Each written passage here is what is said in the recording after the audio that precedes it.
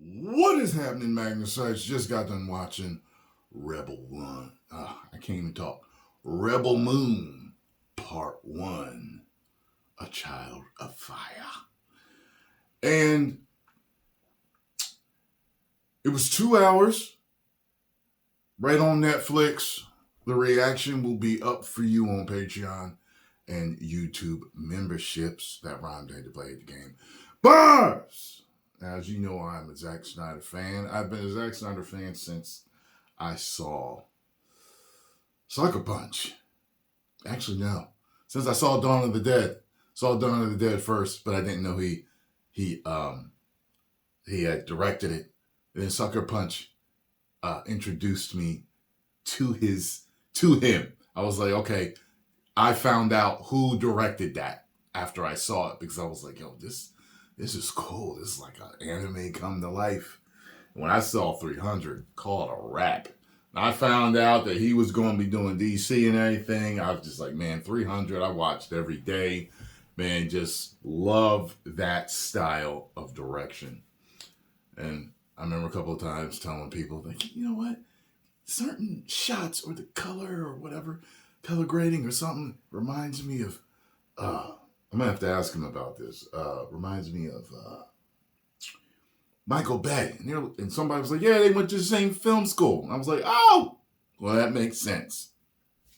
All right, so this is the movie that apparently was a pitch to Lucasfilm for a Star Wars movie that did not get picked up. After seeing it, it makes me wonder what it would have been like in the Star Wars world. I'm sure things had to be turned around and changed script-wise, you know, the names of stuff. But you can definitely, you know who the rebels are and you know who the Empire is in this. This is a movie that definitely has Zack Snyder written all over it. If you're sitting down and you're watching it and you're familiar with Zack Snyder at all, you're going to be like, I've seen this style before. And if you're a Zack Snyder fan, it's like looking at his face. You know it's him. Now, given this current climate in entertainment, there are going to be things that the fans are going to like. There's going to be things that the fans aren't going to like. Now, for me, as a fan, this film, it looked great, as usual. You can't see a Zack Snyder movie and don't say it looks great. It had some great action, some great shots, great slow-mo. But for some reason, this movie didn't exactly capture me like something like 300, something like Man of Steel, Batman v Superman, Zack Snyder's Justice League. It didn't capture me. I feel like I had an average time watching this, but something about it didn't do that for me. And I'm wondering, because it was a script made for Star Wars, because it's not in the Star Wars world, maybe is that why it didn't exactly work for me? Or not? I wouldn't call it a great movie. I wouldn't call it a bad movie, but I'm right there in the middle. Right there in the middle. And I'm looking to see what happens in part 2. One thing I got to tell you that was excellent. There are 3 guys in this that are villains. 3. And 2 of them work for the main one. And at first you think one of the 2 that works for the main one is like, he's an a-hole, but he's kind of got a moral compass. You find out that he doesn't. But all 3 of these guys, you want to die. You want to kill them yourself.